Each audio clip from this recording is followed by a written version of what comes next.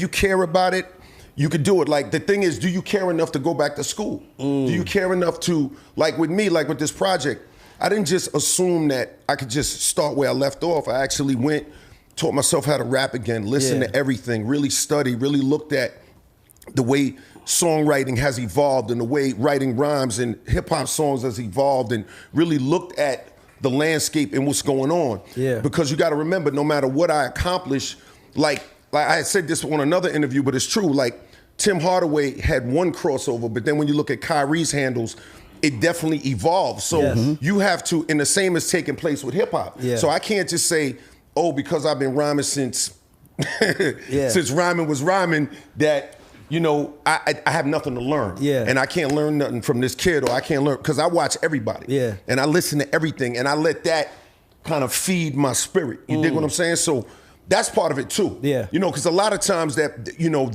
that I'm an expert mentality, I have you twisted. It will. You know what I'm saying?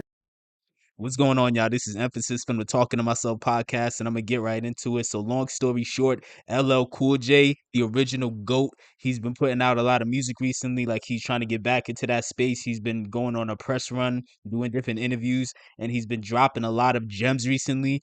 In a recent interview he did with Ray Daniels, he was talking about his passion for rapping, and he also explained why he's not afraid to study and essentially be a student of the art form.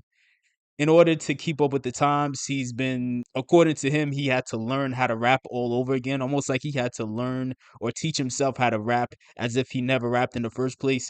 And I thought that was a very underrated statement. To me, it came off like he was very smart, obviously. He's very self aware. He has the right mindset.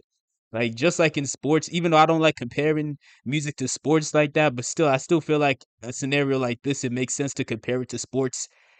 Just like how you have in sports, they got to get back into game shape. They could be in generally good shape. Like an athlete, like a football player, he could be in generally good shape, but he still has to get back into game shape, which is why they have training camp to get you as sharper to get you sharper than ever, to really, just like how they have that saying iron sharpens iron, just to kind of to get you back to being in a place where you feel sharp and like at your peak again. And I feel like a similar thing should happen and does happen when it comes to music. Because if you take long breaks away from not making it or not thinking about it, or, you know, not writing or creating in some capacity, I think it's very easy to just sort of become stale.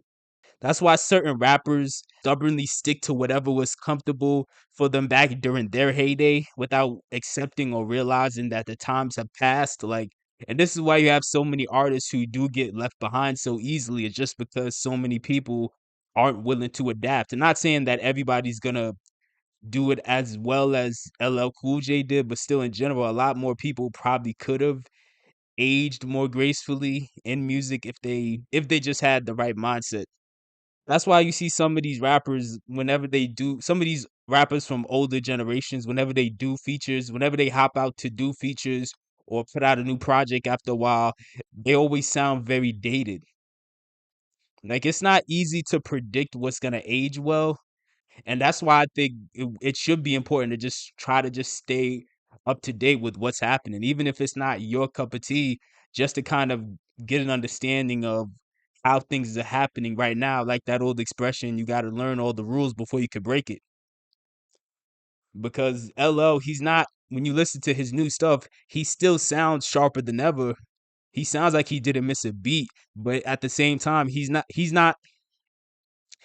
sounding as if he's trying to imitate somebody like Future, or he still found a pocket that was still most comfortable for him, because he was keeping up with everything and staying up to date and just going back to the drawing board, he was able to just basically restructure what was already working best for him and just tailoring it to what works right now. You can't just stick to the style that worked back in the day, because music evolves and so does the skill level of the people making music.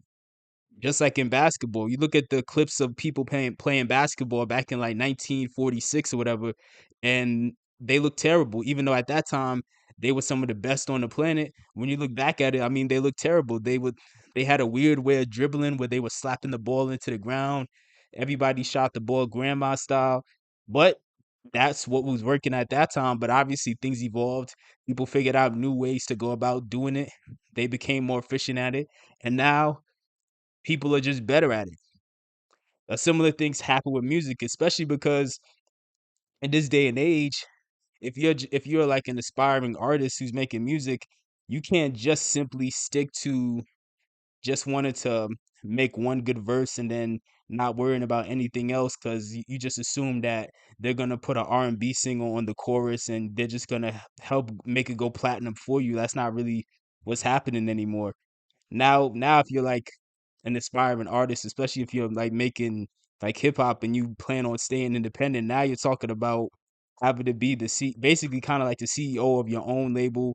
You got to be your own head of marketing, your own photographer, your own videographer. You got to be managing you got to be your own social media manager, you got to be your own producer, you got to be your own engineer. You got to there's a long list of things that you have to handle yourself in order and on top of still trying to just make the music itself, whereas a lot of people in earlier generations, they might have only had to focus on just making three hot verses for a song.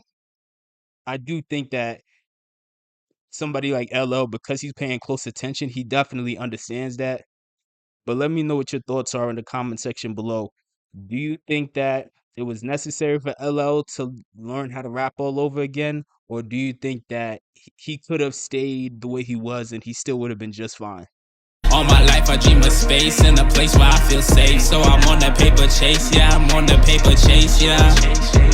Yeah, I'm on the paper chase.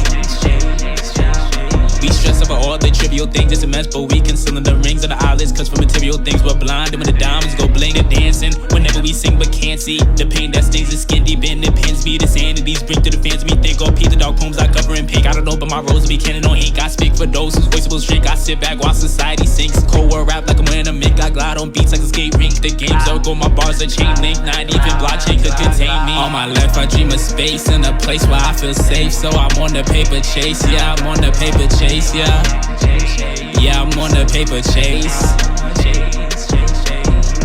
All my life I dream of space and a place where I feel safe. So I'm on the paper chase, yeah, I'm on the paper chase, yeah. Yeah, I'm on the paper chase.